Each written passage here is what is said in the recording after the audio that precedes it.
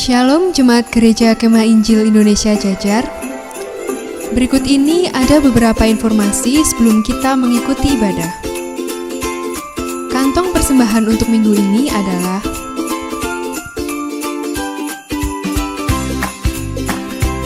persembahan bisa diserahkan kepada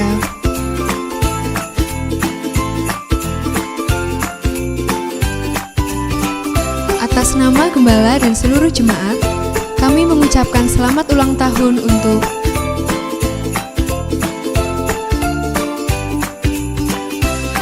mendukung pelayanan kami.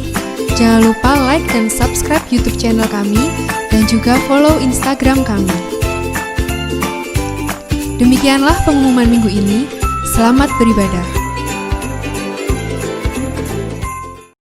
Shalom, Bapak Ibu yang dikasihi oleh Tuhan.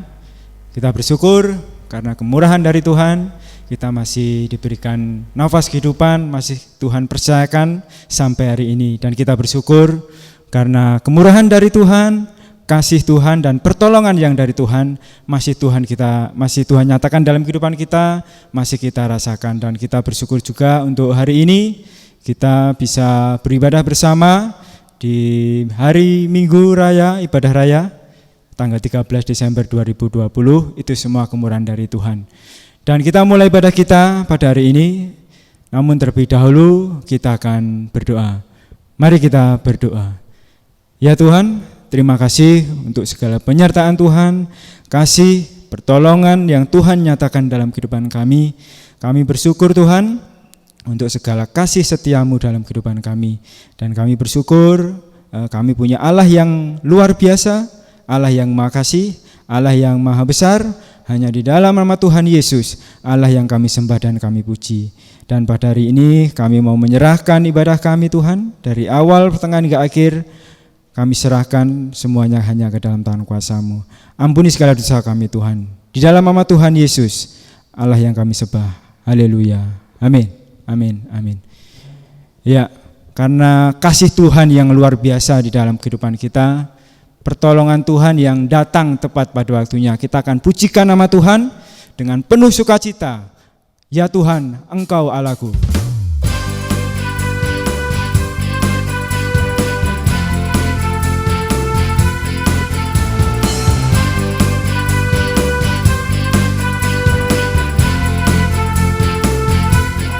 Ya Tuhan, Engkau Allahku. Aku mencari wajah-Mu, jiwaku haus kepadamu, rindukanmu. Ku pandang tempat kudus-Mu sambil melihat kemuliaan-Mu, sebab kasih setia-Mu lebih baik dari itu. Ku memuji Tuhan seumur hidupku dan menaikkan tanganku demi nama-Mu. Sungguh Kau telah menjadi penolongku, di bawah naungan sayap-Mu jiwaku melekat kepadamu. Kita akan pujikan Ya Tuhan, Engkau Allahku dengan penuh sukacita. Oh, ya Tuhan, Engkau Allahku. Ya Tuhan, Engkau Allahku. Aku mencari wajah-Mu, jiwaku haus kepadamu, rindukanmu. Ku pandang tempat kudus-Mu sambil melihat kemuliaan-Mu, sebab kasih setiamu lebih baik dari itu. Memuji Tuhan seumur hidupku, dan menaikkan tanganku demi nama-Mu. Sungguh Kau telah menjadi penolongku, di bawah naungan sayap-Mu jiwaku melekat kepadamu. Ku memuji Tuhan, ku memuji Tuhan seumur hidupku, seumur hidupku, dan menaikkan tanganku demi namamu. Sungguh kau telah menjadi penolongku, di bawah naungan sayapmu jiwaku melekat kepadamu. Ku memuji Tuhan. Kita akan naikkan bersama-sama dengan penuh sukacita, dengan sukacita yang luar biasa bagi Tuhan.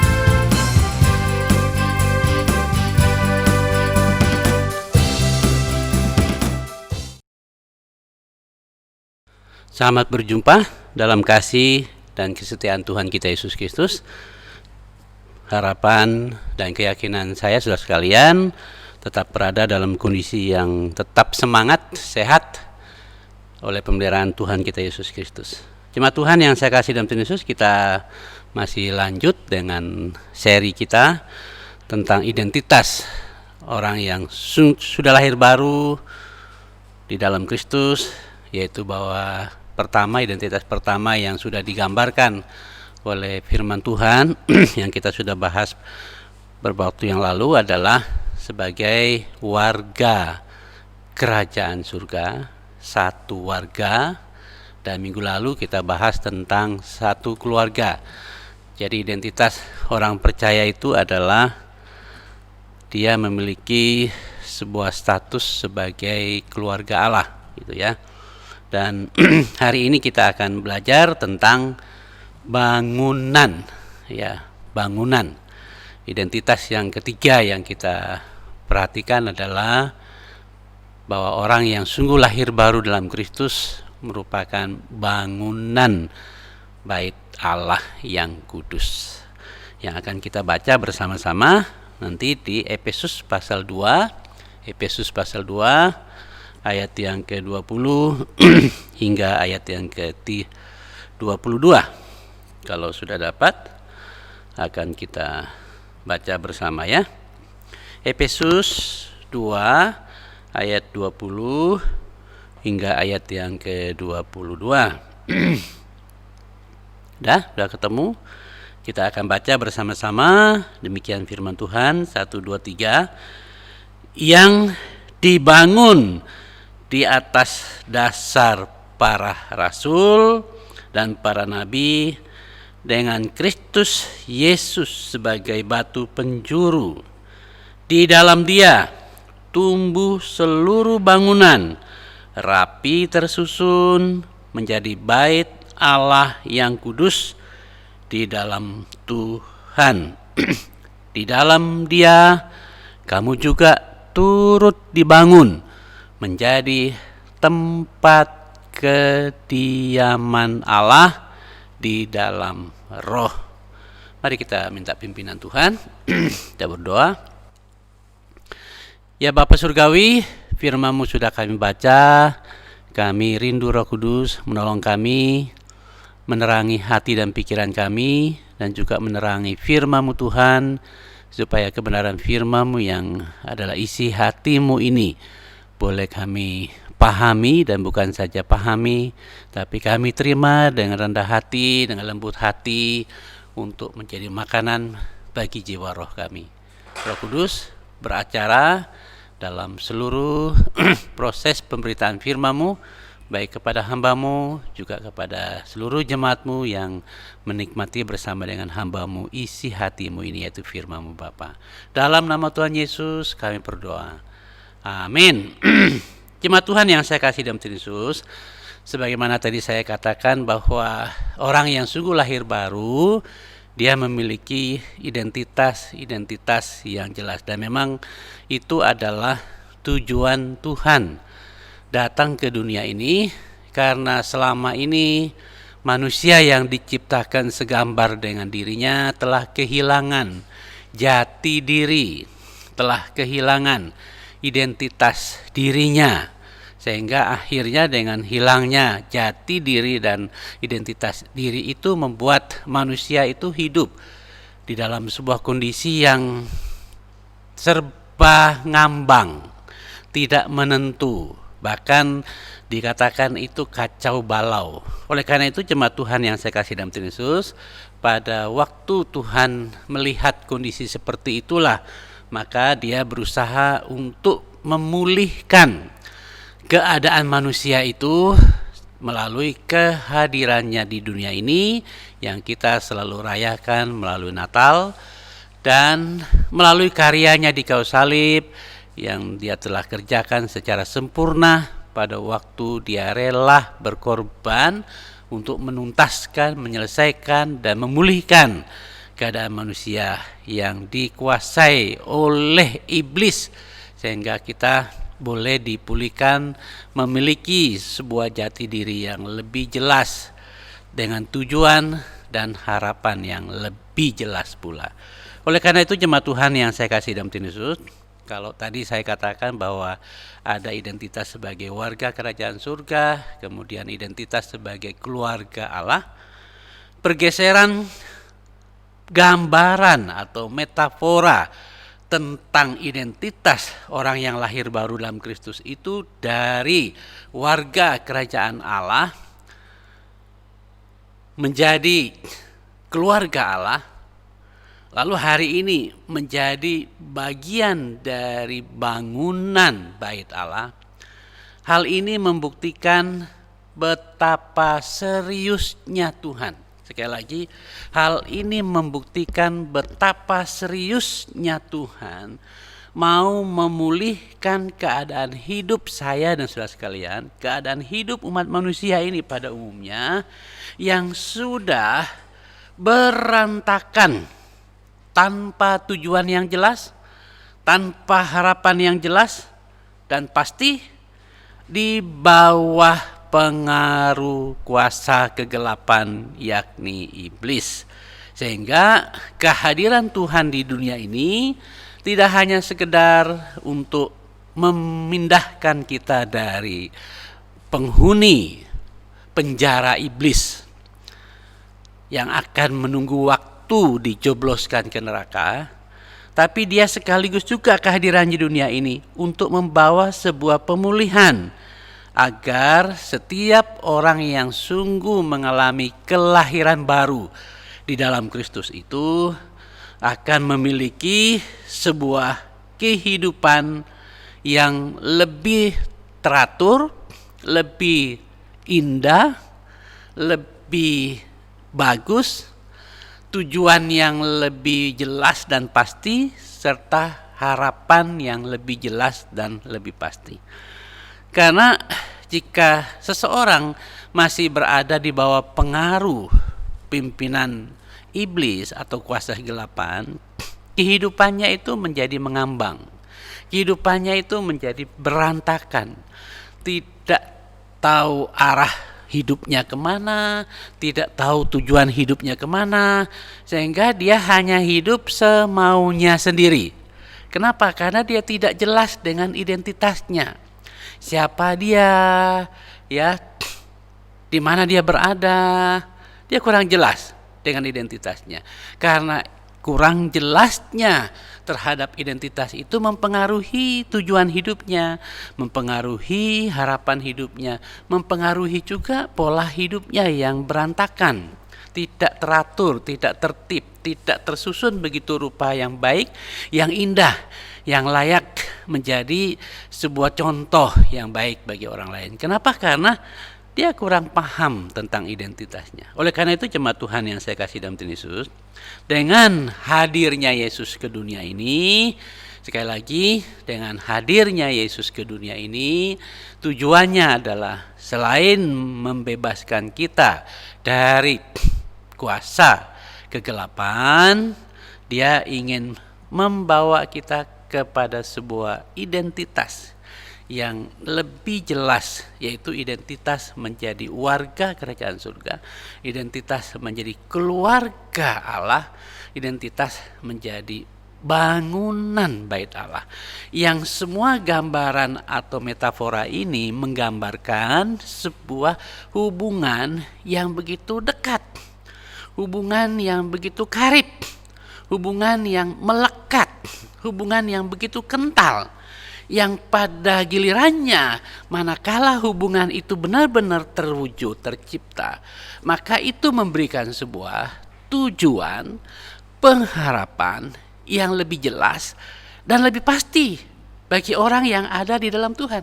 Itulah sebabnya Bapak Ibu sekalian, kita perhatikan orang yang sungguh ada dalam Yesus Kristus, dia memiliki hubungan yang jelas dengan Tuhan. Hubungannya dengan Tuhan begitu lengket, bagaikan pohon dengan ranting yang tidak bisa dipisahkan. Nanti Bapak Ibu Saudara akan melihat kehidupannya tidak berantakan, tidak ikut sakarepe kata-kata orang lain, ya, dipengaruhi oleh orang di sini sana. Dia kenapa? Karena dia sudah punya sebuah pengharapan yang jelas, pengharapan yang pasti. Dia punya tujuan hidup yang jelas, tujuan hidup yang pasti, yaitu hidup bersama dengan Tuhan dalam kekekalannya. Nah, kenapa hari ini ada begitu banyak anak-anak atau disebut orang-orang Kristen atau anak-anak Tuhan, kategori anak Tuhan, tapi kehidupannya ngambang. Kenapa? Karena dia tidak memiliki sebuah tujuan hidup. Sebab dia belum ada di dalam Tuhan, sehingga dia tidak kenal jati dirinya. Karena itu kan dia tidak punya sebuah komitmen mau kemana, padahal walaupun itu adalah untuk kebaikan masa depannya, ya, untuk kepentingan dia nanti. Tapi mana dia bisa mengerti itu? Taunya dia itu hanyalah, ya, saya hidup di dunia, ya sudah, sebagaimana saya hidup hari ini, mengalir sajalah ikut arus, gitu ya. Kenapa bisa seperti itu?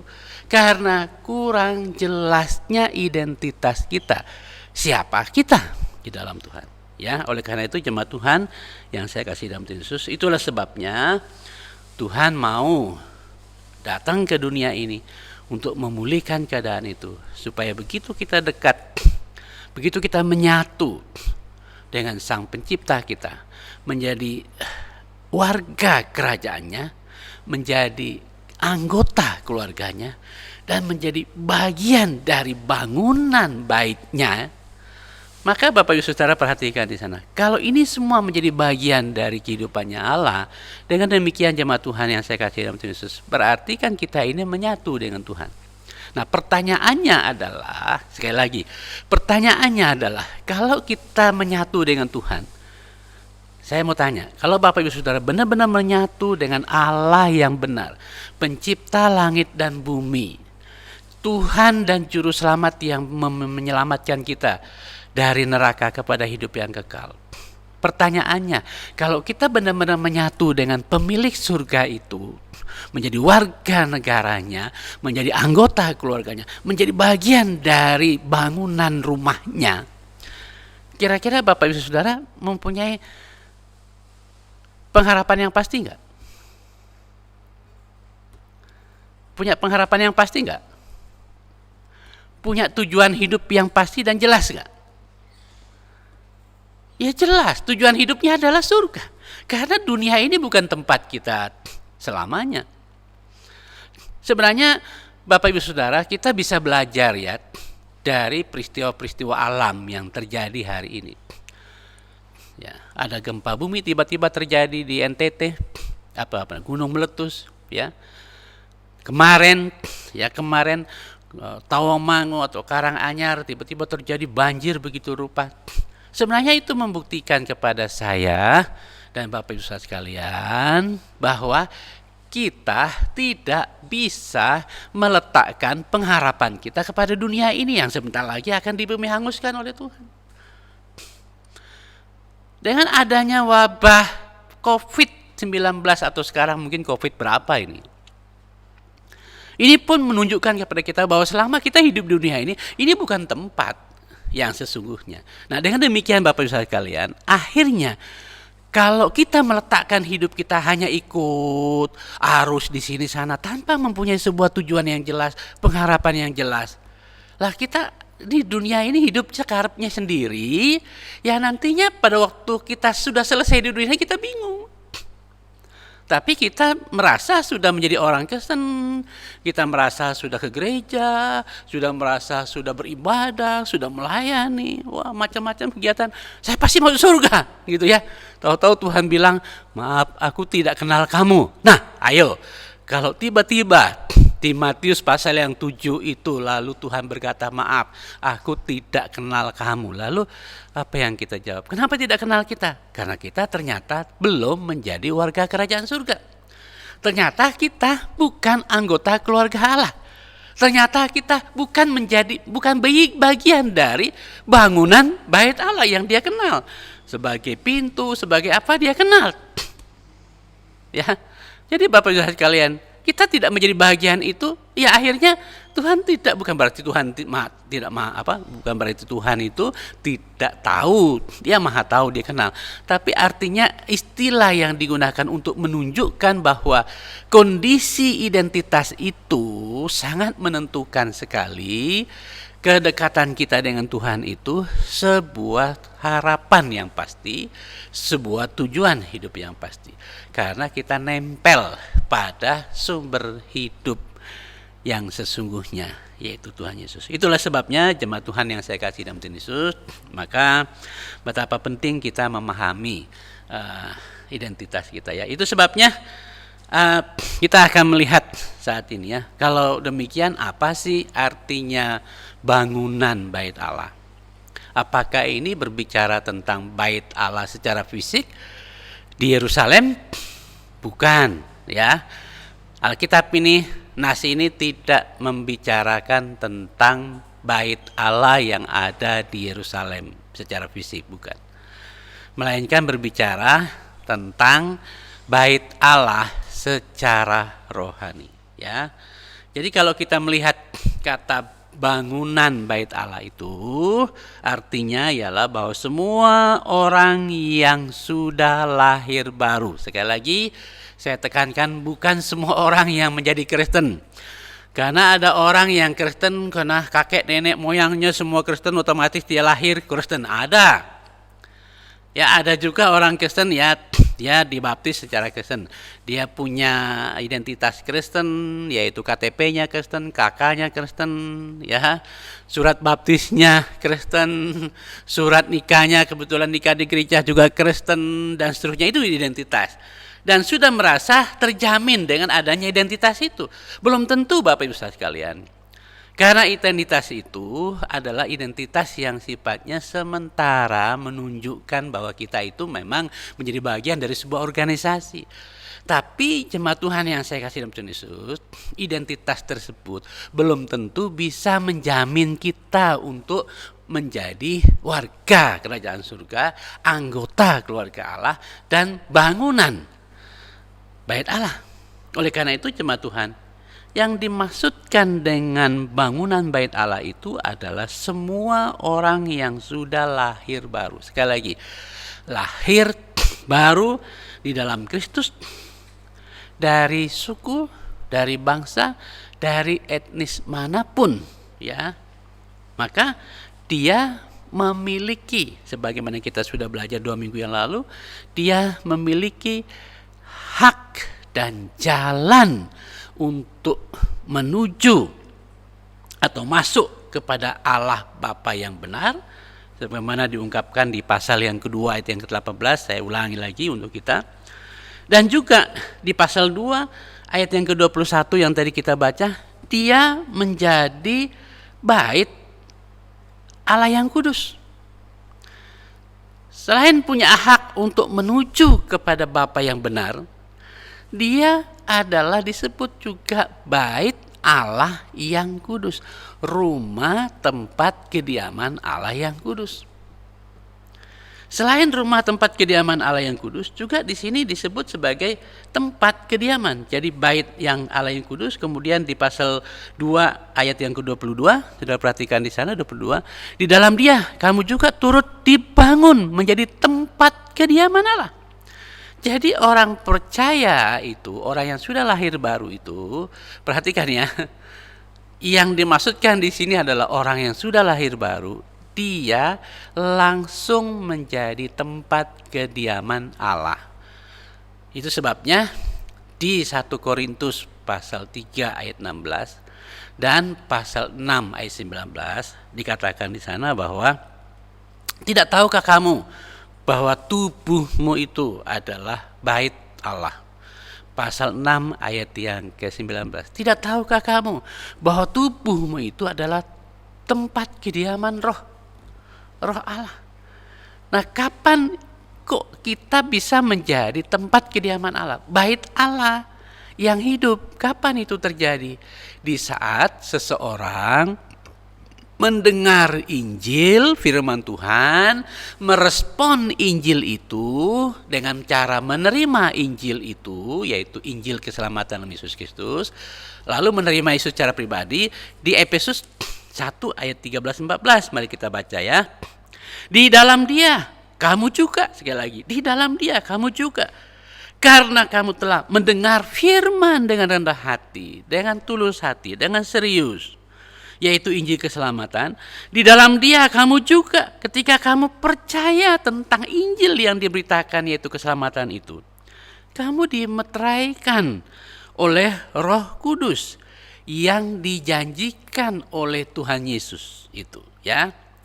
Nah, nanti Bapak Saudara perhatikan di sana, di ayat yang ke-14, dan Roh Kudus itu adalah jaminan bagian kita untuk memperoleh seluruhnya, yaitu seluruh penebusan yang telah menjadikan saya dan Bapak Ibu Saudara milik Allah, ya, milik Allah.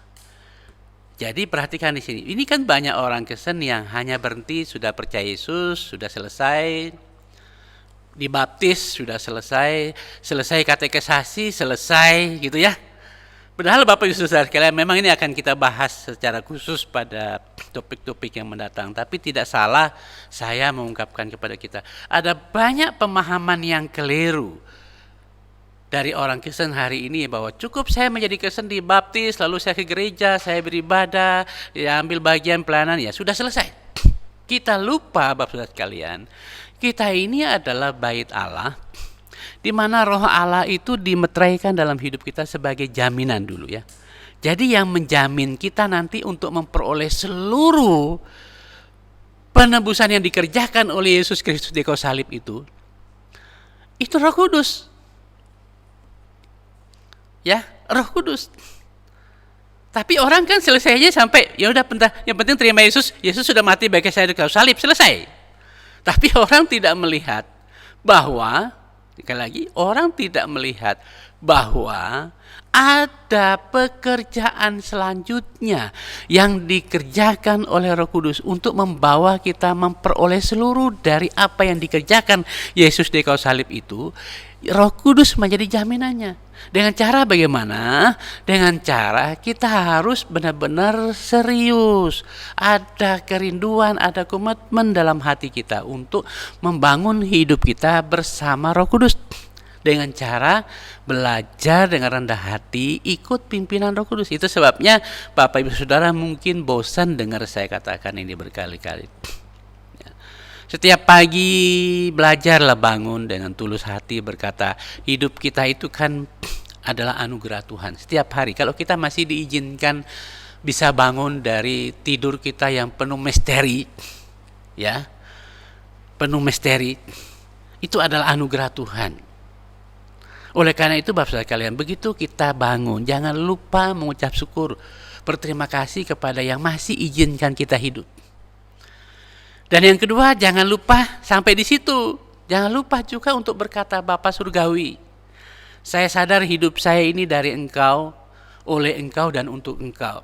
Maka hari ini saya mempercayakan hidup saya kembali kepadamu Bapa, supaya Roh Kudus penuhi hidupku, kendalikan hidupku, dan pimpin hidupku hari ini. Hari ini kan begitu banyak orang hanya berhenti menjadi orang Kristen, selesai dibaptis sudah. Dia tidak ada lagi minat, tidak ada lagi kemauan. Bagaimana dia dibangun untuk bisa bersama Roh Kudus itu sampai pada garis finish. Pada garis finish. Ya, di kelas pemberitaan hari Senin yang lalu, peserta kelas pemberitaan yang hari Senin agak terheran, baru menyadari bahwa menjadi Kristen itu tidak berhenti hanya menjadi anggota gereja. nanti kita gigit jari. Karena perhatikan baik-baik ayat itu. Tewas kita merasa sudah menjadi Kristen, saya orang Kristen, sudah dibaptis, sudah ini masuk gereja, sudah selesai. Tapi ingat baik-baik, tadi dikatakan yang menjamin kita untuk memperoleh seluruh penebusan karya Kristus kayu salib itu siapa? Roh Kudus. Nah, kalau kita tidak pernah punya komitmen untuk membangun kehidupan kita, walaupun itu untuk kepentingan, ini bukan untuk kepentingan Pak Sas loh ya. Sebenarnya untuk kepentingan kita loh Bapak Ibu sekalian. Ini bukan untuk kepentingan gereja ini. Bapak Ibu Saudara berkomitmen untuk membangun kehidupan saudara di dalam Kristus oleh Roh Kudus, bersama Roh Kudus. Itu kepentingannya bukan kepentingan saya, bukan kepentingan gereja ini, bukan. Itu kepentingan saudara sendiri. Kita mau enggak menikmati jaminan penebusan yang seluruhnya akan diberikan oleh Roh Kudus nanti? Ya ikut Tuhan Yesus dengan sungguh-sungguh, gitu kan? Nah, oleh karena itu jemaat Tuhan yang saya kasih dalam Yesus, inilah yang kita perhatikan di sini. Jadi kita bait Allah itu karena memang Roh Kudus sudah dimeteraikan dalam hidup kita, dan hidup kita menjadi tempat kediaman Allah, bahkan tubuh kita adalah rumah Roh Kudus. Jadi dengan demikian jemaat Tuhan, jadi sekali lagi saya katakan bahwa ini bukan bait Allah yang di Yerusalem, ya, yang di Yerusalem yang bisa ke sana berdoa di sana baru dapat mujizat gitu ya. Kalau Tuhan ada di dalam hidup saya dan Bapak Ibu sekalian, nanti lain kali kita akan melihat apa sih maknanya, manfaatnya Roh Kudus itu hadir dalam hidup kita. Nanti topik ini kita akan bahas lain kali pada waktu kita masuk ke topik pencurahan Roh Kudus ya. Walaupun kita sudah berkali-kali dengar, tapi itu perlu berulang-ulang ya. Jadi kebenaran ini jemaat Tuhan, ini merupakan kebenaran tentang Roh Kudus itu tubuh kita menjadi tempat kediaman Allah itu. Ini merupakan kebenaran yang dari penggenapan yang ada di berbagai Alkitab. Jadi ada begitu banyak nubuat-nubuat dalam kitab suci, yaitu Alkitab, yang bernubuat tentang bagaimana orang dari berbagai bangsa, dari berbagai etnis di seluruh dunia ini yang menjadi anak Tuhan. Oleh karena dia lahir baru, maka dia akan menjadi bagian dari bangunan bait Allah. Bagian dari bangunan bait Allah ya.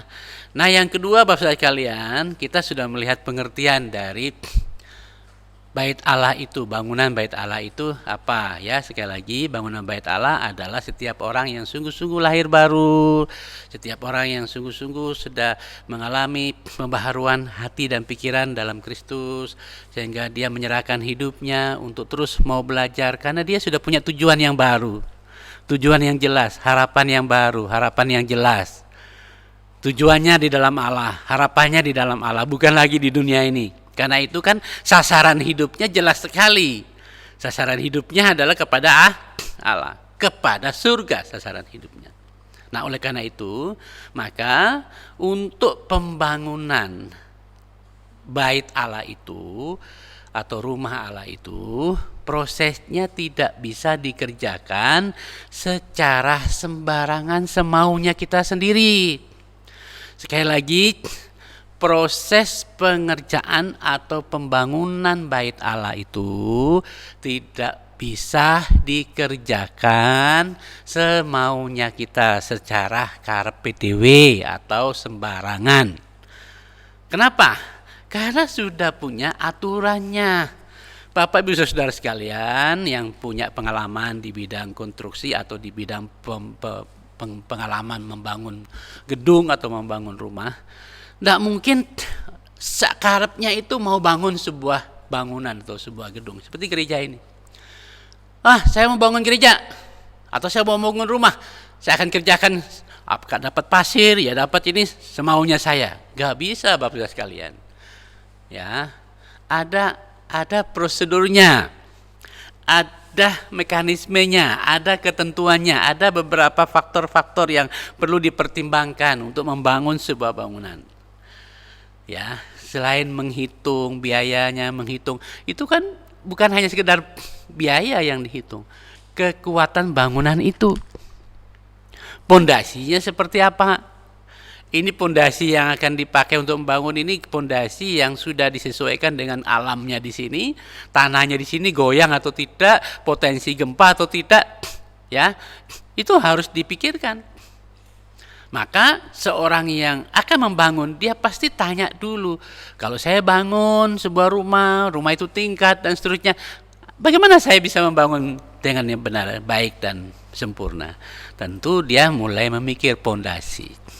Tentu dia mulai memikir hal-hal yang berkaitan setelah pondasi, ya, temboknya. Mungkin dia juga bisa pakai cakar ayamnya seberapa, pakai pilar-pilarnya yang menopang ke atas itu, yang akan dipakai untuk atapnya itu apa, apakah beton atau dari atap saja, hirap atau apa, itu dipertimbangkan.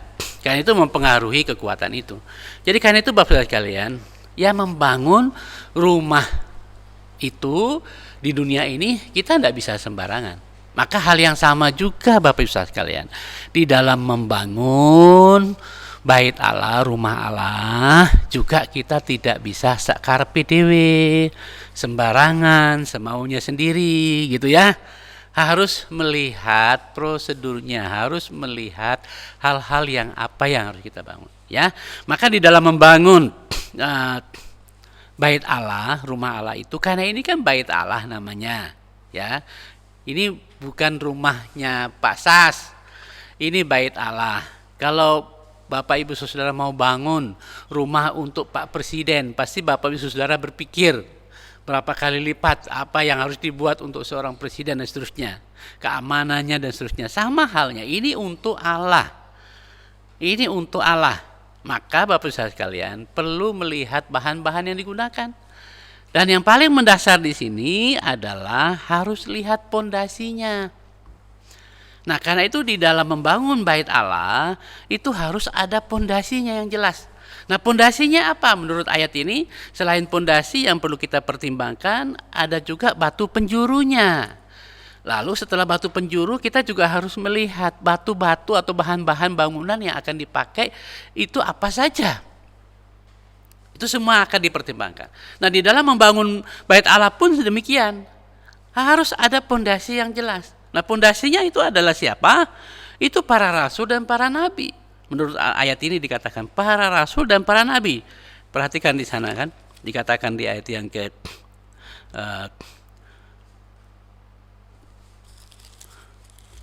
21 itu.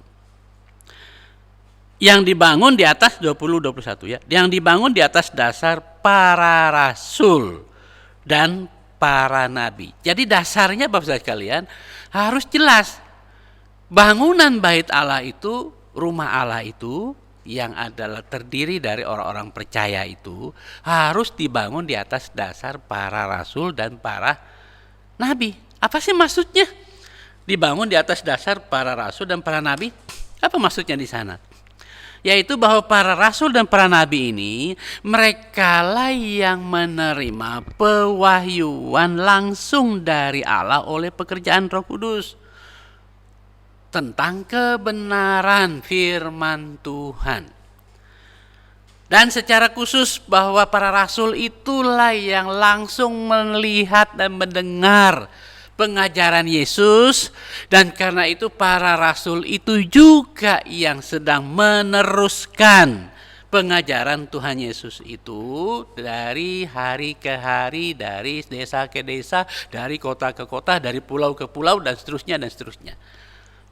Karena itu Bapak Ibu sekarang itu orisinil dari kebenaran yang mereka sampaikan itu, karena mereka menerima langsung pewahyuan itu dari Roh Kudus dan melihat langsung pribadi Yesus yang adalah firman dan kebenaran dan hidup itu menyampaikan pengajaran dan menunjukkan pengajaran yang benar.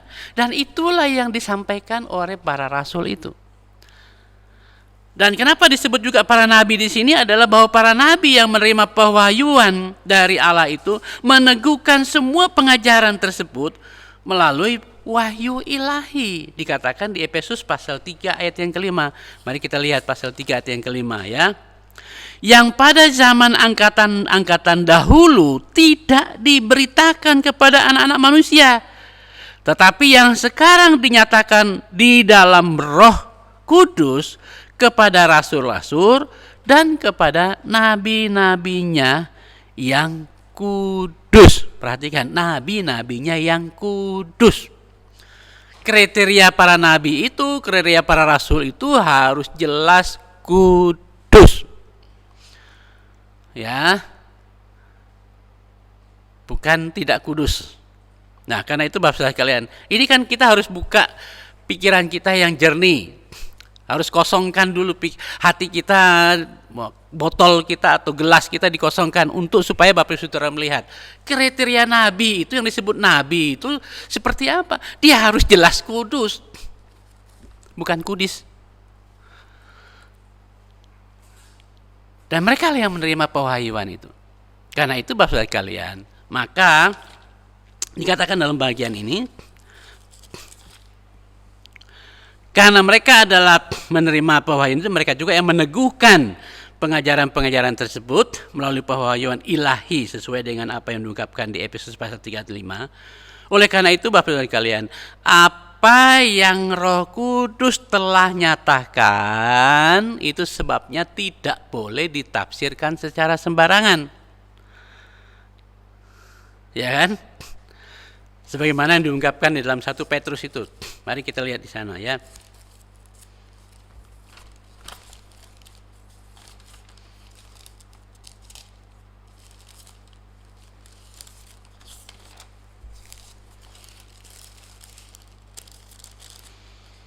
Yang terutama harus kamu ketahui di 1 Petrus pasal 1 ayat 20-21. Yang terutama yang harus kamu ketahui ialah bahwa nubuat-nubuat dalam kitab suci tidak boleh ditafsirkan sembarangan menurut kehendak sendiri.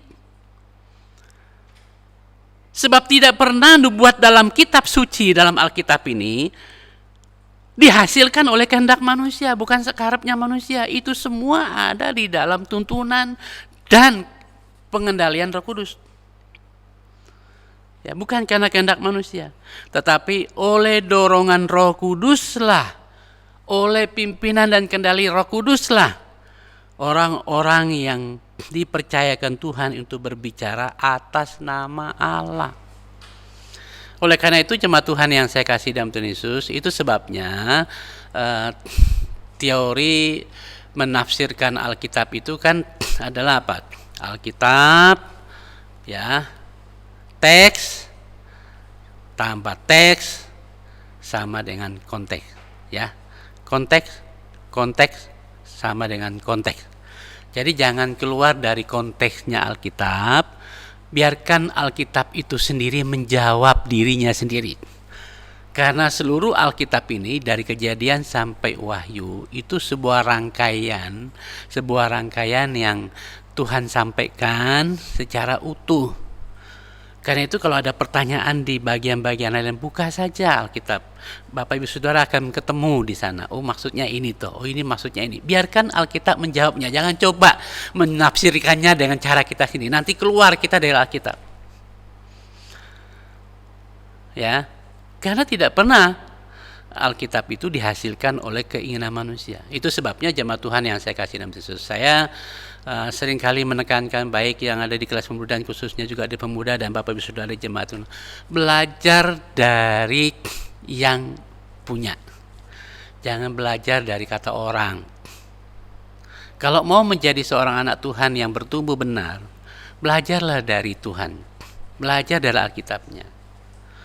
Ya, jangan belajar dari kata orang. Nanti kalau kata orang bisa salah kita. Oke ya. Jadi karena itu jemaat Tuhan yang saya kasih khusus, itu pondasinya. Jadi pondasinya itu adalah para rasul. Oleh karena itu jemaat Tuhan yang saya kasih dalam Tuhan Yesus. Jadi apa yang sudah tertulis di dalam Alkitab atau kitab suci ini tidak bisa diubah apalagi dibatalkan. Karena sudah sempurna. Ya. Jangan dikurangi, jangan ditambah, kata Alkitab di Wahyu. Jangan dikurangi, jangan ditambah lagi. Sudah sempurna. Ya, sudah sempurna Bapak Saudara sekalian. Karena itu tidak boleh dibatalkan apalagi diubah. Oleh karena itu jemaat Tuhan yang saya kasih dalam Yesus, jadi kalau orang percaya, orang yang sudah lahir baru, membangun hidupnya, membangun dirinya sebagai bagian dari bangunan Allah itu di atas dasar atau di atas pondasi para rasul dan para nabi yang menerima langsung firman itu yang diilhamkan, baik yang dikatakan langsung oleh Tuhan Yesus, maka mereka akan menjadi sama seperti sebuah pondasi, ya.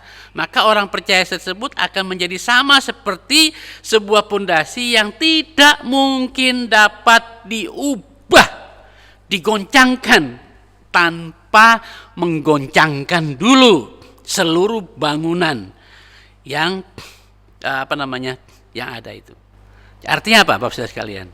Orang Kristen, orang percaya, orang lahir baru yang sungguh-sungguh membangun hidupnya di atas pondasi para pengajaran yang benar, yaitu para rasul dan nabi yang mereka terima langsung dari Tuhan, yang mereka lihat sendiri dan menerima pewahyuan langsung, peneguhan dari ilahi, ya, maka mereka akan menjadi bagaikan sebuah pondasi yang begitu kokoh, begitu kuat, ya, begitu kokoh dan begitu kuat. Kenapa? Karena orang percaya tersebut meletakkan hidupnya di atas pondasi kebenaran firman Tuhan. Tapi jika kita meletakkan hidup kita di atas pondasi yang lain, di luar dari firman Tuhan, hidup kita tidak akan kokoh. Begitu yang itu hilang, ya hilang juga kita. Apalagi kalau kita meletakkan hidup kita pada pondasi seorang kaya, seorang pejabat, atau kepada keuangan kita, ya, kepada saya masih sehat hari ini, saya tidak perlu Tuhan, saya tidak perlu firman Tuhan, saya masih kuat. Tapi begitu Bapak Ibu Saudara kena sakit, ya udah hilang, karena rapuh sekali. Tapi firman Tuhan, sekalipun gempa bumi terjadi, sekalipun langit dan bumi ini hilang, tapi firmanku tetap ada, kata pemazmur. Kata pemazmur. Baru-baru ini kami ikut urunan dengan seorang anak Tuhan yang rumah mereka terbakar habis di daerah perbatasan sana. Tapi yang menarik bagi saya adalah pada waktu dia membongkar semua rumah itu habis, hangus terbakar, tinggal puing-puing saja habis. Tapi tiba-tiba dia menemukan sesuatu.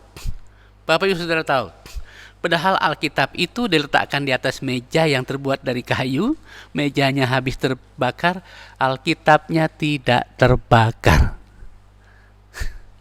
Alkitabnya tidak terbakar. Sampai ya orang juga, saya sendiri juga ikut heran, kenapa kok bisa? Walaupun itu sebenarnya cuma secara lahiriah gitu ya. Secara lahiriah saja itu sebenarnya. Artinya jemaat Tuhan yang saya kasih dalam Yesus, perhatikan baik-baik, itu baru secara lahiriah, apalagi secara hakiki.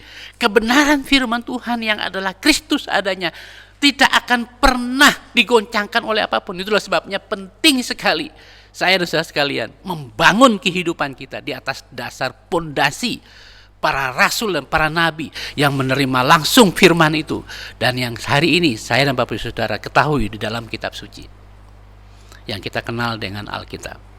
Oleh karena itu jemaat Tuhan yang saya kasih dalam Tuhan Yesus, jika ingin kehidupan kita benar-benar bertumbuh kuat kokoh sebagai bangunan Allah, harus ada komitmen dalam hidup kita membangun hidup kita atas dasar kebenaran firman Tuhan. Harus ada komitmen dalam hidup kita terus belajar. Ya, sebagaimana saya singgung kemarin bahwa adalah sebuah pertanyaan bagi saya dan juga mungkin bagi banyak orang lain.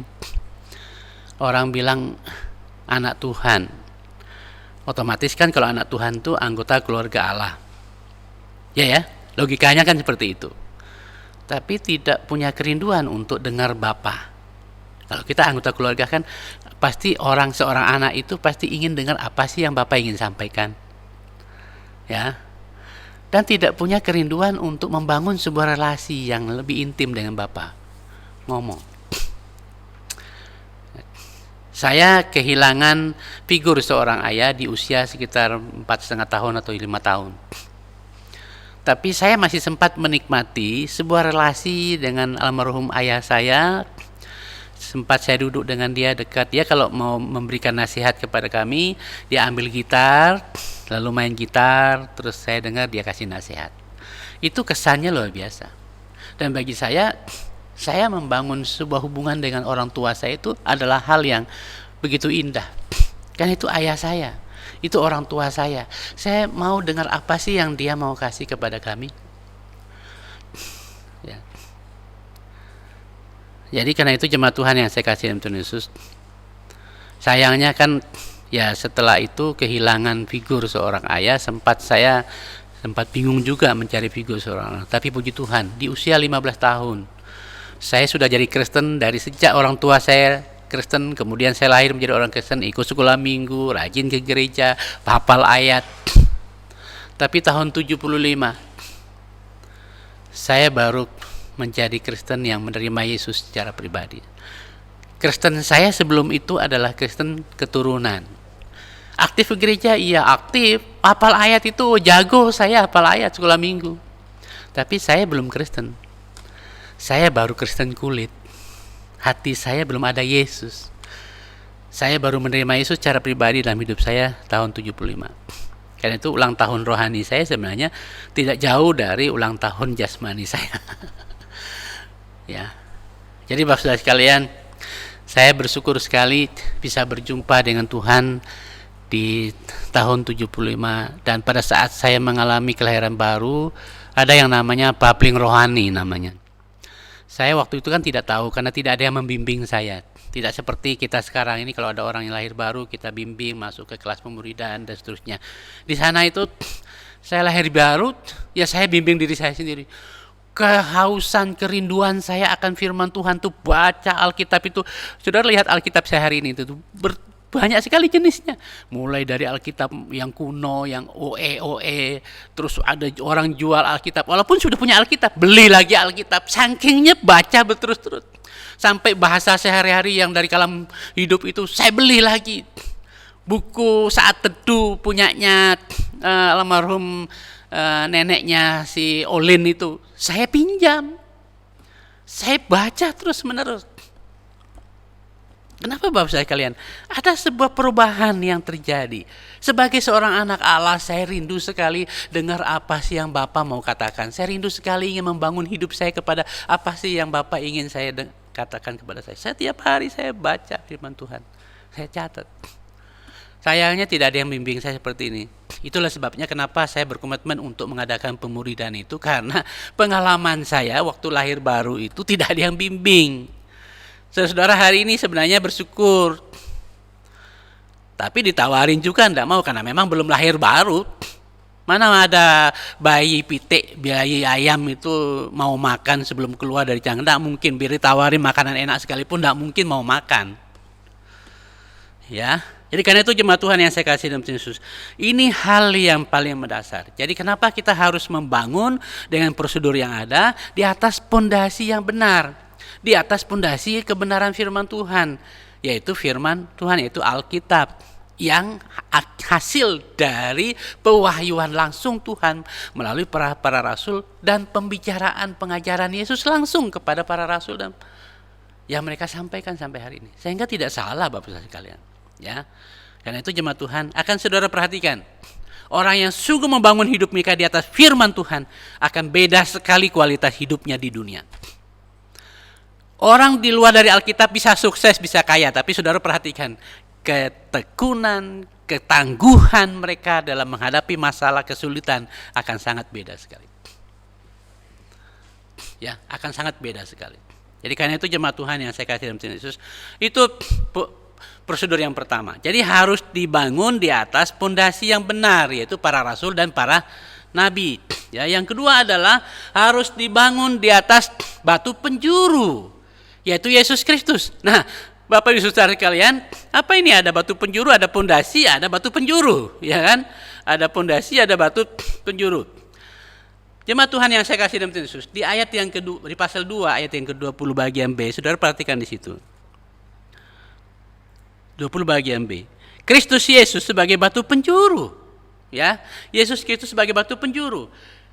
Apa yang kita belajar dari sini? Ya memang Bapak Ibu Saudara sekalian, mungkin ini adalah sesuatu yang agak sedikit membingungkan. Apa sih bedanya pondasi rasul, para nabi melalui firman Tuhan, ya di atas firman Tuhan, dengan Yesus Kristus? Ya. Memang jemaat Tuhan, selain menjadi batu penjuru, sebenarnya Yesus Kristus juga adalah salah satu bagian dari pondasi. Ya, saya ulangi lagi. Selain menjadi batu penjuru, Yesus Kristus juga menjadi salah satu pondasi bersama dengan para rasul itu, karena dia adalah pondasi yang kokoh. Ya, tapi jemaat Tuhan yang saya kasih dalam Tuhan Yesus, yang perlu diperhatikan, kenapa Alkitab menekankan hal ini sangat tegas di bagian ini, ialah bahwa Kristus juga adalah batu penjuru. Apa sih yang dimaksudkan dengan batu penjuru? Nah, mungkin di dunia kita hari ini, Bapak Ibu Saudara yang terjun di bidang pembangunan tidak melihat konteks itu lagi, ya. Tapi Bapak Ibu Saudara yang tahu pembangunan pada zaman dahulu, pada zaman era kuno itu, bahwa peran batu penjuru itu begitu penting, begitu mendasar sekali dalam sebuah pembangunan. Ya, perannya, ya, ini merupakan sebuah kebiasaan dari orang-orang di zaman kuno itu pada saat mereka membangun sebuah bangunan atau rumah, apalagi di Asia Timur sana kan rata-rata bangunan itu kan dari disusun dari batu. Kayu nggak ada. Ya, Bapak Saudara sekalian, kalau ada waktu sampai ke Israel sana, bisa lihat di sana tuh kayunya sedikit sekali. Ya, rata-rata bangunan rumah di sana itu dari batu. Nah, karena itu Bapak Saudara sekalian, jika tidak memiliki batu penjuru, itu bangunan itu tidak kokoh, rapuh. Kenapa? Karena di sini jemaat Tuhan yang saya kasih dalam Tuhan Yesus, ya. Itu sebabnya pada zaman kuno itu, setiap orang yang ingin membangun wajib memiliki pondasi atau membangun sebuah bangunan dengan pondasi yang kuat, wajib memiliki yang namanya batu penjuru. Nah, apa itu batu penjuru? Batu penjuru itu berfungsi sebagai satu patokan, ya. Patokan ini seimbang atau tidak, itu ada patokannya. Nanti batunya ditali, oh ya ini sudah pas, ini sudah seimbang nih di sini nih di ukurannya. Kedua adalah bukan saja dia sebagai patokan, dia adalah penguat untuk seluruh bangunan yang ada. Jadi batu penjuru itu selain sebagai patokan, ya, patokan untuk sentralnya semua bangunan itu adalah kunci penguatnya. Itu batu penjurunya. Ya. Jadi seluruh bangunan itu harus ditopang, ditegakkan di atas dasar batu penjuru. Sekali lagi, seluruh bangunan ditopang dan ditegakkan di atas dasar batu penjuru. Nah, di dalam Yesaya pasal 28 ayat yang ke-16, kita perhatikan di sana bahwa Kristus adalah batu penjuru. Mungkin kita bisa lihat supaya Bapak Ibu Saudara tidak hanya mendengar kata saya, tapi kita bisa lihat di situ, ya. Yesaya 28.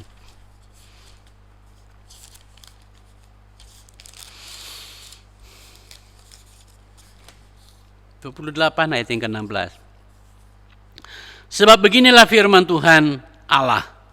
Sesungguhnya aku meletakkan sebagai dasar di Sion sebuah batu yang teruji, sebuah batu penjuru yang mahal, suatu dasar yang tangguh. Siapa yang percaya tidak akan gelisah. Jadi perhatikan baik-baik. Batu penjuru itu adalah pondasi yang kuat banget.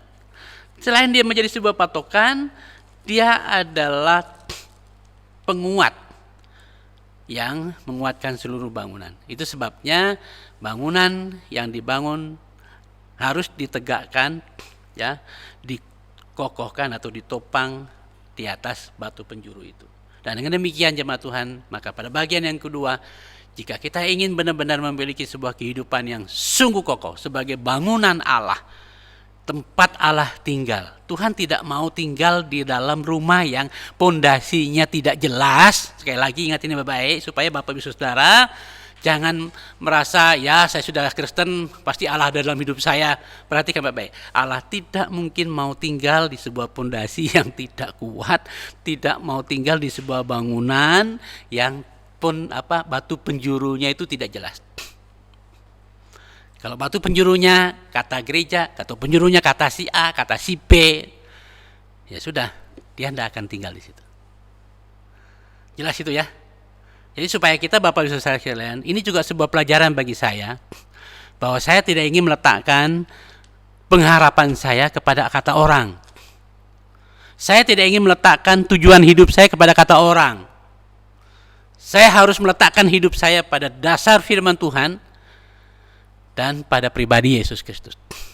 Karena yang menjamin hidup saya untuk selamat, yang menjamin hidup saya untuk bisa sampai ke surga itu adalah pemilik surga itu sendiri, yaitu Yesus Kristus. Yesus Kristus. Jadi karena itu jemaat Tuhan yang saya kasih dalam Tuhan Yesus, maka dengan demikian tidak akan ada, saya ulangi ya, tidak akan ada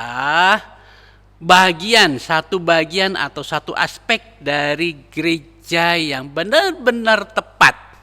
Sekali lagi, tidak akan ada bagian dari satu gereja atau kehidupan orang percaya yang benar-benar tepat jika dia tidak dibangun di atas batu penjuru Yesus Kristus. Kalau hanya sekedar dibangun di atas visi seseorang yang bangun gedung besar, punya impian yang besar, sebentar begitu impiannya itu hilang kita. Tapi jika kita meletakkan seluruh hidup kita, pengharapan kita, tujuan hidup kita, sasaran hidup kita pada pribadi batu penjuru Yesus Kristus, apapun situasi yang terjadi, kita akan tetap kokoh. Kenapa hari ini Bapak Saudara kalian begitu ada pandemi, semua orang lesu, ya semua orang bilang aduh kok masalah ya. Kalau tidak mau masalah, ada satu saja tempat di mana kita tidak pernah bisa mengalami masalah. Tahu tempatnya?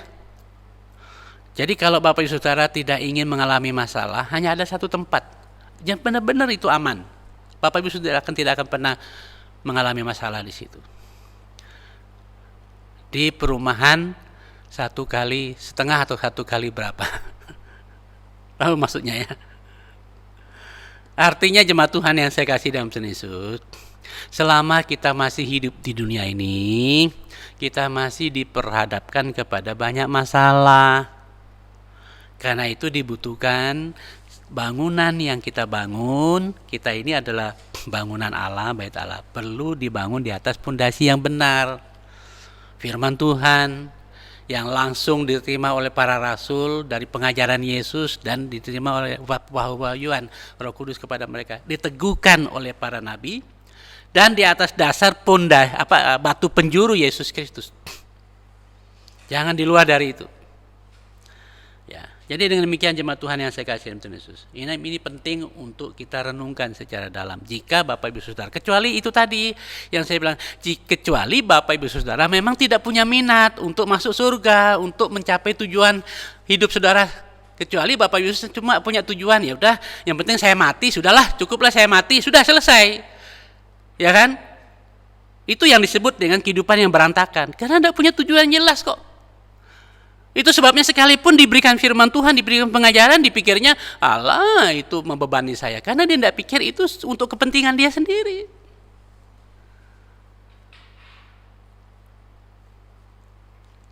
Nah selain batu-batu, selain pondasi dan batu penjuru, sebenarnya ada lagi bagian-bagian lain. Ya bangunan ini kan, gedung kita ini ada batu bata yang dibangun di sini sana.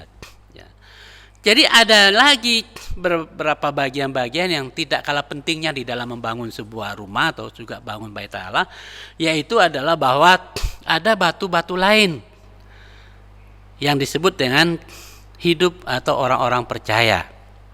Itu adalah batu-batu lain, ya, atau tiap-tiap bagian itu terdiri dari orang-orang percaya.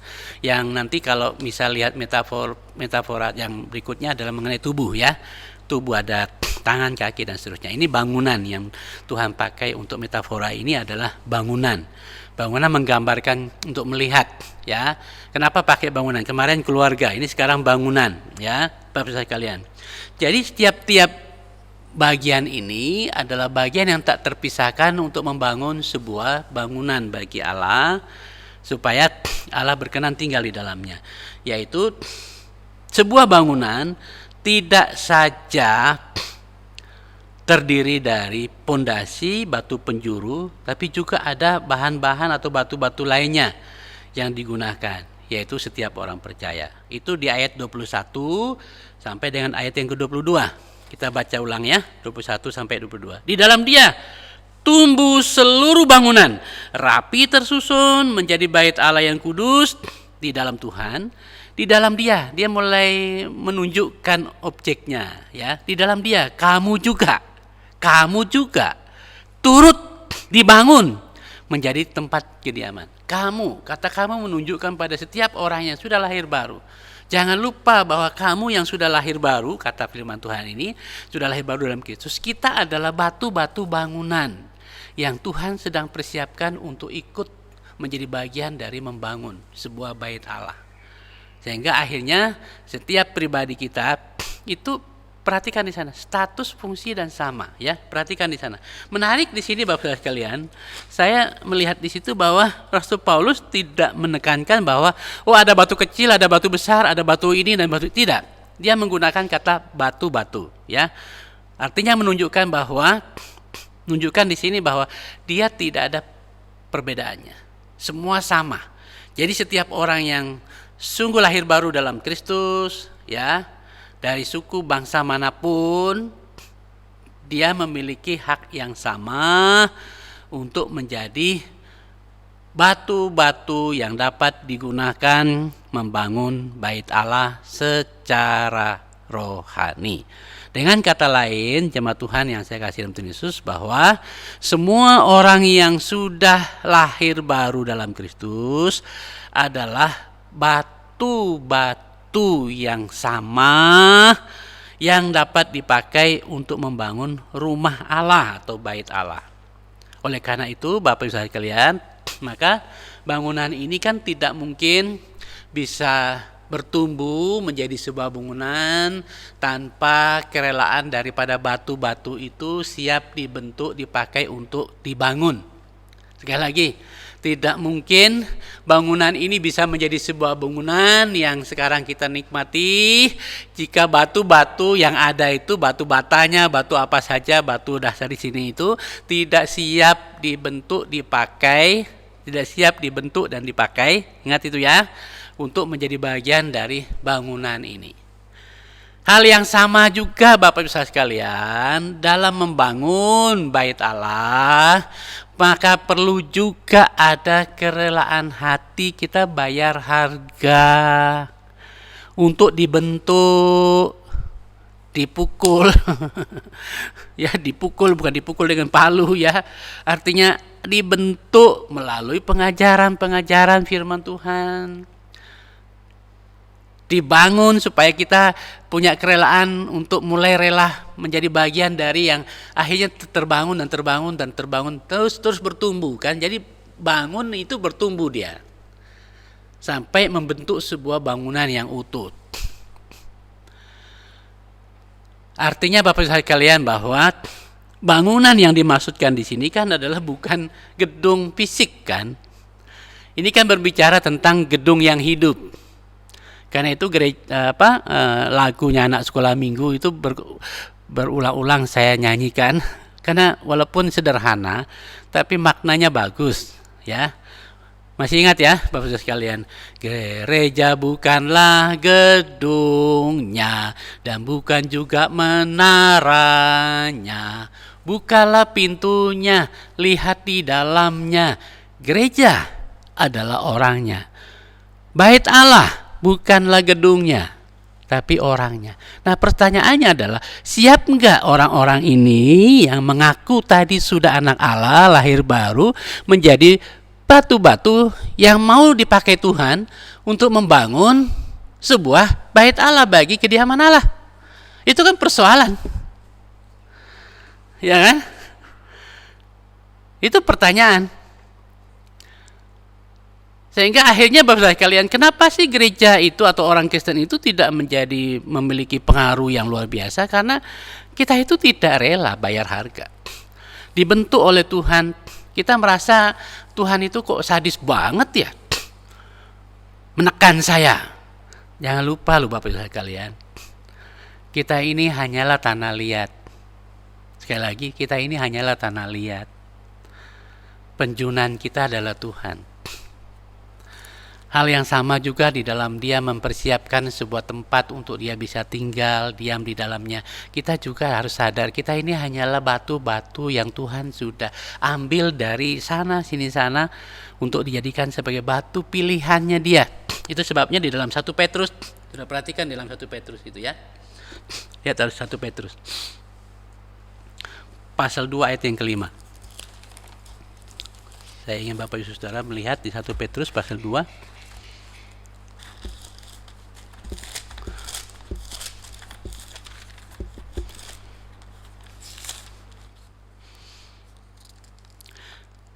Dan biarlah kamu juga, perhatikan di sana ya, 1 Petrus pasal 2 ayat yang kelima.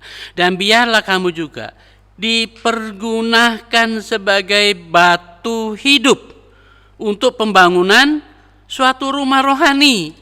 Ya, untuk pembangunan suatu rumah rohani bagi suatu umat imamat yang kudus, imamat kudus, untuk mempersembahkan persembahan rohani yang karena Kristus Yesus sebagai batu penjuru itu membuat kita berkenan kepada Allah. Jadi di atas batu penjurunya itulah yang membuat kita berkenan kepada Allah. Nah, kecuali sekali lagi, kalau kita tidak punya tujuan untuk memperkenankan Allah, ya itu lain soal. Memang susah mau ngajarin siapapun, selama kita tidak mau dibentuk juga, tidak mau ingin menyenangkan hati Bapa sebagai ungkapan rasa terima kasih.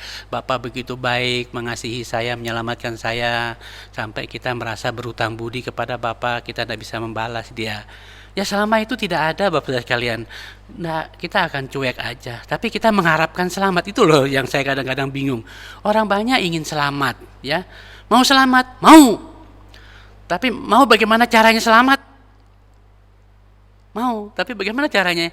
Ya begini, lah enggak mau, ya kan? Jadi itu kadang-kadang membuat saya kadang bingung gitu. Kalau kita tanya tentang orang mau selamat, pasti mau selamat ya. Mana ada orang mau tidak selamat? Ya jujur, kalau bilang mau masuk neraka, mana ada lagi yang mau masuk neraka? Mau masuk surga, pasti mau. Tapi bagaimana caranya supaya kita bisa mencapai surga itu? Kan ada prosedurnya. Lah, mulai orang bilang, kok abot mento ya? Kok berat sekali ya? Kok susah banget sih? Jangan lupa, jalan yang sempit dan jalan yang lebar. Yang kita anggap lebar itu baik, ternyata ya memang masuk ke sana tuh sempit, ya kan? Artinya bukan sempitnya sulit ya Bapak Saudara.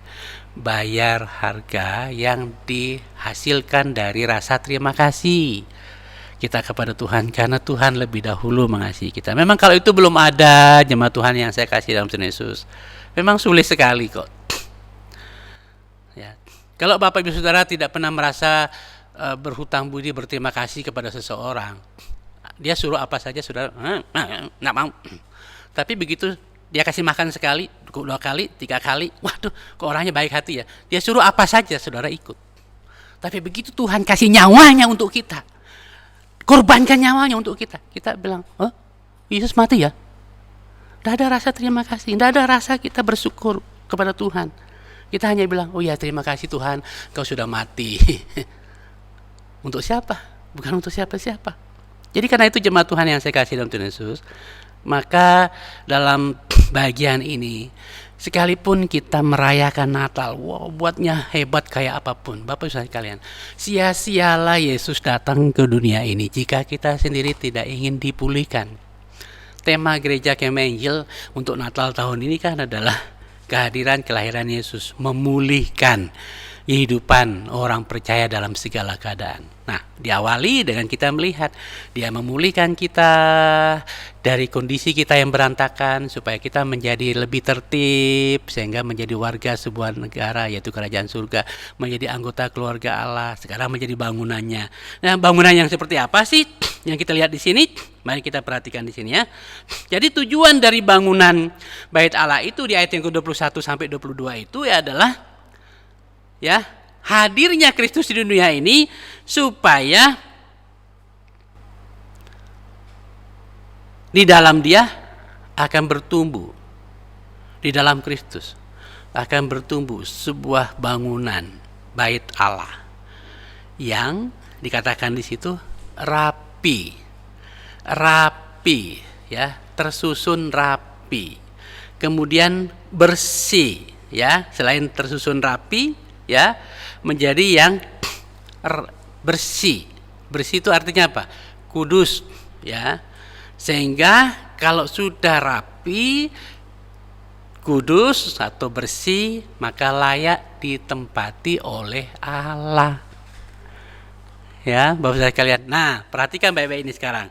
Kalau tadi itu kan kemarin tuh metafora kemarin kan kita menjadi anggota keluarga Allah. Sekarang kita ini bangunan. Kita ini bagaikan rumah sekarang. Allah diam di situ. Nah, pertanyaannya adalah kalau Allah pencipta langit dan bumi yang menyelamatkan kita dari neraka berkenan hadir karena kita dibangun dalam sebuah bangunan Bait Allah, menjadi bangunan Bait Allah yang rapi tersusun, ya kan? Yang tersusun rapi, indah, wah bangunannya bagus, lalu menyenangkan hati Tuhan, bersih lagi, ya, kudus. Tuhan berkenan ada di sana.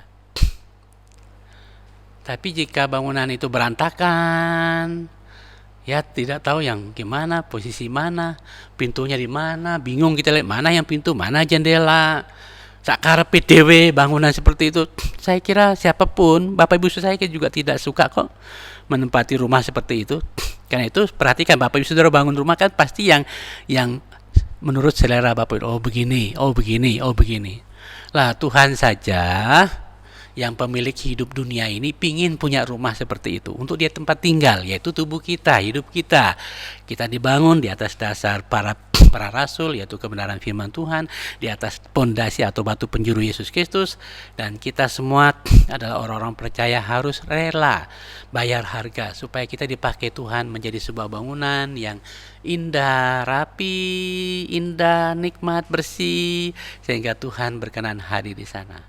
Dan kalau Tuhan sudah diam dengan kita di dalam rumah kita, Bapak sekalian, apa sih berkatnya? Apa manfaatnya, apa berkatnya? Tidak perlu teriak jauh-jauh lagi, Tuhan, tolong saya Tuhan. Pasti kita akan, aduh Tuhan di mana? Dalam hati saya. Kenapa ada di sana?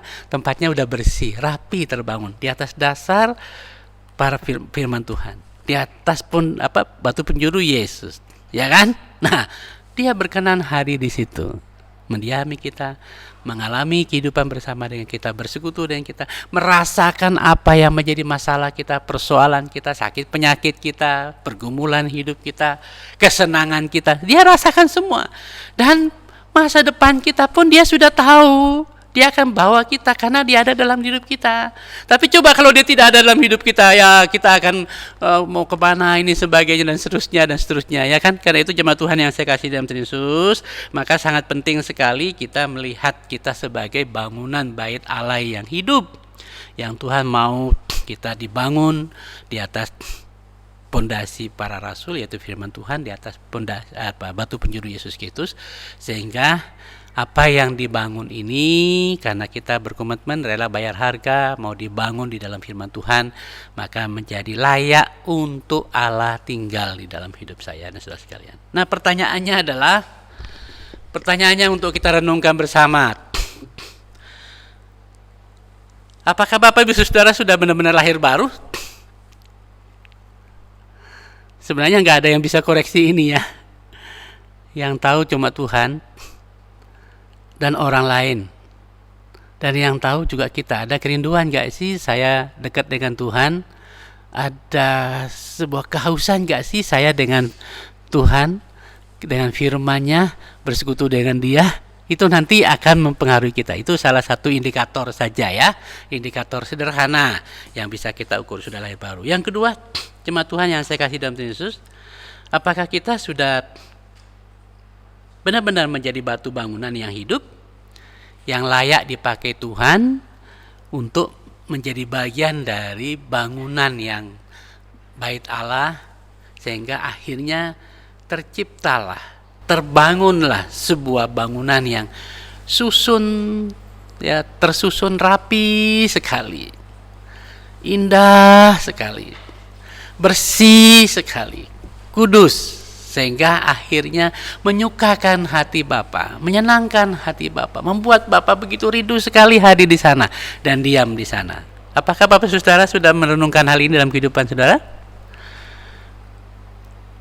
Jika kita ingin Allah hadir dalam hidup kita, mengalami berbagai persoalan kita, ikut merasakan pergumulan kita, ikut merasakan beban hidup kita, ikut merasakan sakit penyakit kita, ikut merasakan kebutuhan kita, ikut merasakan pergumulan kita akan masa depan, akan masalah apa saja. Jangan lupa menjadikan kita batu-batu bangunan bait Allah yang dipakai Tuhan untuk membangun rumah Allah, supaya Allah berkenan hadir di sana dan diam di dalam hidup saya dan saudara sekalian. Sehingga tatkala Dia hadir, Dia mendati sebuah kekuatan, penghiburan, karena Dia tahu semua masalah saya dan saudara sekalian. Amin. Amin ya. Jadi karena itu jemaat Tuhan, ini adalah hal yang ketiga, metafora atau gambaran yang ketiga tentang bagaimana Tuhan ingin memulihkan kita sampai kita menjadi sebuah batu, menjadi sebuah bangunan bait Allah, di mana Allah ingin Dia. Tidak hanya sekedar Dia menyelamatkan kita dari neraka, tapi Dia mau ada di sana. Sehingga tatkala Dia hadir dalam hidup saya dan sekalian, itu adalah jaminan yang sangat kokoh untuk kita bisa bersama Bapa. Karena Allah itu tidak mungkin masuk neraka. Dia itu pemilik surga. Maka saya dan Bapak Ibu Saudara yang ada Allah dalam hidupnya, kita akan pasti masuk surga. Amin ya. Tuhan Yesus berkati. Mari kita berdoa. Terima kasih Bapa Surgawi, Engkau sudah membukakan hatimu bagi kami lewat firman-Mu yang kami sudah baca, kami renungkan. Hamba sadar sekali, terbatas sekali dalam mengungkapkan kebenaran ini. Bahkan hamba mungkin tidak pintar di dalam membukanya secara lebih sederhana dalam bahasa kami sehari-hari yang mudah dipahami.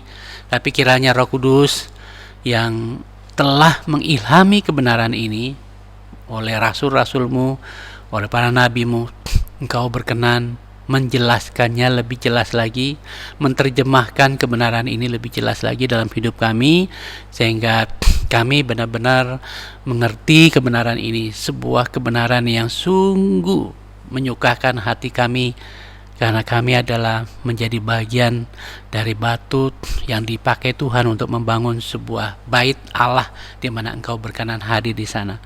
Dan ini kerinduan kami Tuhan, jika kami sungguh-sungguh mempunyai satu tujuan hidup yang jelas bersama dan di dalam Engkau, punya pengharapan yang jelas dan pasti bersama Engkau. Tidak ada kata lain yang harus kami lakukan. Kami harus belajar dengan rendah hati, bayar harga, siap dibangun, siap dibentuk oleh Tuhan untuk menjadi sebuah bangunan rumah Allah. Melalui kami siap belajar menjadi pengikut-Mu, menjadi murid-Mu yang siap dibentuk, dilatih, diajarin kebenaran-kebenaran Tuhan, supaya kami boleh menjadi alat atau bangunan rumah yang Engkau senang tempati dan diami. Berkati kami Tuhan, walaupun hamba-Mu selesai membicarakan kebenaran ini, Engkau tidak akan berhenti mengungkapkan kebenaran ini setiap hari dalam hidup kami hingga terejawantah. Berkati juga kami semua anak-anak-Mu Tuhan, jemaat bertempat ini dalam berbagai pergumulan hidup kami.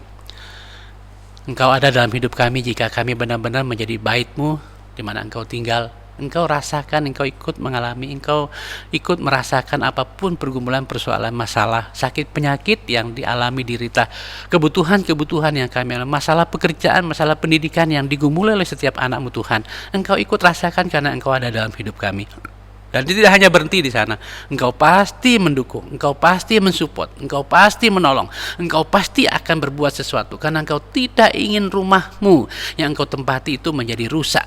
Engkau pasti akan berbuat sesuatu supaya tubuhmu yang rumahmu yang adalah tubuh atau hidup kami ini Tuhan boleh tetap terpelihara di dalam kasih dan setia-Mu tidak pernah, kuasa-Mu tidak pernah berubah. Bahkan syukur-syukur Tuhan, dengan janji kehadiran-Mu ini kami bisa mencapai garis finish bersama Engkau Roh Kudus yang adalah jaminan bagi kami untuk memperoleh seluruh janji penebusan yang Engkau kerjakan di kayu salib ya Yesus. Berkati kami Tuhan, berkati anak-anak-Mu yang sakit, Tuhan jamah pulihkan, berkati pekerjaan anak-anak-Mu Tuhan, berkati pendidikan yang sedang belajar, berkati berbagai kebutuhan hidup apapun yang dialami oleh setiap anak Tuhan, anak-anak-Mu yang masih bujang, yang bergumul teman hidup berkati, yang sudah berkeluarga, bergumulan di rumah tangga, Tuhan juga berikan solusi jalan keluar, dan berbagai masalah dan pergumulan yang dialami termasuk kondisi COVID yang sedang dialami oleh seluruh dunia, bahkan Indonesia termasuk kami semua mengalami dampak dari COVID ini. Lindungi satu persatu Tuhan, Engkau ada di dalam hidup kami, menjamin kami, memelihara kami, melindungi kami Bapa, dan juga memberkati usaha pekerjaan bisnis dagangan setiap anak Tuhan, dan juga memberkati gereja Tuhan di seluruh tanah air, anak-anak Tuhan di seluruh tanah air kami, dari etnis, suku, bangsa apapun Tuhan dia, Engkau mau lindungi, Engkau mau pakai, Engkau menolong kami supaya kami menyadari identitas kami yang sesungguhnya di dalam Tuhan, bahwa Engkau datang ke dunia ini Bapa bukan hanya sekedar membebaskan kami dari neraka, tapi Engkau sedang membawa kami supaya kami benar-benar memiliki sebuah identitas, menjadi warga negara-Mu Tuhan, menjadi anggota keluarga-Mu Bapa. Sekarang ini kami belajar tentang Engkau ingin membawa kami menjadi sebuah bangunan bait-Mu di mana Engkau tinggal di dalamnya Bapa, dan ini merupakan sebuah penghiburan, peneguhan yang luar biasa dalam kehidupan kami. Terima kasih Bapa untuk firman yang Kau berikan bagi kami, dan berkati juga jemaat-Mu di tempat ini, beberapa kegiatan-kegiatan yang akan dilaksanakan ke depan, baik itu pernikahan yang akan dilaksanakan tanggal 26, juga acara Natal tanggal 25, demikian juga acara tutup tahun tanggal 31, demikian juga acara ibadah awal tahun tanggal 1. Kami mempercayakan sepenuhnya pada Tuhan agar Tuhan menolong kami semua. Demikian juga nanti pada waktu kami diizinkan Tuhan untuk memasuki tahun yang baru, tahun 2021, kami juga akan mengawali dengan berbagai kegiatan, dan termasuk juga nanti pada tahun ini akan ada pemilihan pengurus gereja atau pengurus jemaat yang baru. Kiranya Engkau juga sungguh mempersiapkan hati anak-anak-Mu yang sungguh dengan sukacita karena mengasihi Engkau dan pekerjaan-Mu, sebab Engkau lebih dahulu mengasihi kami, rela menyerahkan diri mereka dipakai Tuhan untuk sungguh-sungguh memajukan pekerjaan-Mu, bukan menghambat pekerjaan-Mu di tempat ini ya Tuhan. Kiranya Engkau persiapkan mereka, siapapun mereka hari ini Tuhan, tidak melihat latar belakang apapun dia, yang Tuhan lihat adalah hati kami yang tulus kepada Engkau Bapa. Engkau akan tuntun kami seberapapun dia, anak-anak-Mu yang sungguh-sungguh punya rela hati untuk melayani Engkau sebagai badan pengurus jemaat. Engkau akan persiapkan anak-anak-Mu ini ya Bapa. Terima kasih Tuhan Yesus. Berkati juga bangsa kami, negara kami, berkati rakyat kami Indonesia, berkati masyarakat kami, juga pilkada Pilgub yang akan dilaksanakan nanti pada tanggal 9 secara serentak di beberapa tempat di seluruh Indonesia ini. Kiranya Engkau memberkati, melindungi, menolong, campur tangan supaya berjalan dalam perlindungan Tuhan, aman, dan semuanya berjalan dengan kejujuran, sehingga hasil yang didapat adalah sungguh-sungguh hasil yang adalah sesuai dengan keinginan masyarakat untuk kebaikan, kemajuan seluruh masyarakat kami Indonesia ya Bapa. Terima kasih Tuhan Yesus. Berkati juga Presiden, Wakil Presiden, Menteri Kabinet, pejabat penegak hukum. Tuhan memberkati mereka, memberikan hikmat kekuatan bagi mereka Bapa. Dan kami rindu Bapa, anak-anak-Mu yang berulang tahun yang sudah disebutkan, Engkau berkati mereka, dan berkati kami juga anak-anak Tuhan yang telah ambil bagian dalam ibadah kami hari ini, baik di rumah maupun di gereja gedung ini. Tuhan berkati, baik melalui doa kami, tenaga, pikiran, waktu, dan harta kami, respon kami terhadap Engkau oleh firman-Mu, serta pengakuan kami bahwa Engkau pemilik hidup kami dan harta yang kami miliki, sehingga kami boleh memberi dengan penuh kasih, penuh sukacita kepadamu Tuhan. Baik milik-Mu yang kami kembalikan itu persepuluhan, persembahan kasih kami, korban-korban kami, ucapan syukur kami, bahkan pelayanan-pelayanan Tuhan sebagai liturgos, singer, pemain musik, juga pemegang multimedia. Tuhan akan tolong memberkati supaya semua yang kami lakukan benar-benar berfokus hanya untuk memuliakan Engkau, meninggikan Engkau semata ya Bapa. Ampuni kami Bapa, kami sadar banyak kekurangan, kelemahan, keterbatasan kami menyembah dan melayani Engkau. Roh Kudus tolong perlihatkan dan Engkau pulihkan, supaya kali mendatang kami boleh menyembah Engkau dengan tulus hati, dalam roh dan kebenaran. Terpujilah Engkau kala selamanya, Tuhan kami Yesus Kristus, sumber hidup kami.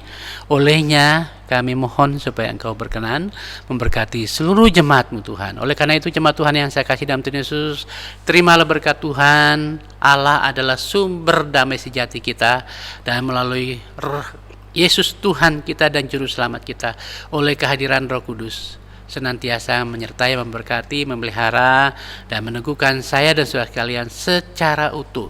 Baik jiwa, roh, bahkan tubuh kita terpelihara secara utuh mulai hari ini sampai Yesus datang kali yang kedua menjemput kita anak-anaknya. Amin, amin, amin, amin.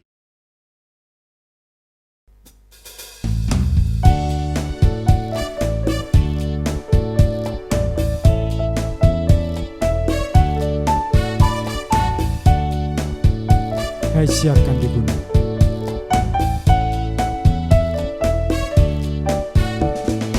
Hai, siarkan di gunung, di bukit dan di mana jua.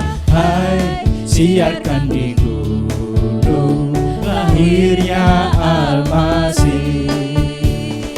Hai, siarkan di gunung, di bukit dan di mana jua. Hai, siarkan di gunung, lahirnya Al-Masih. Di waktu kaum Di gembala, waktu kaum gembala menjaga dombanya, terpancar dari langit cahaya mulia.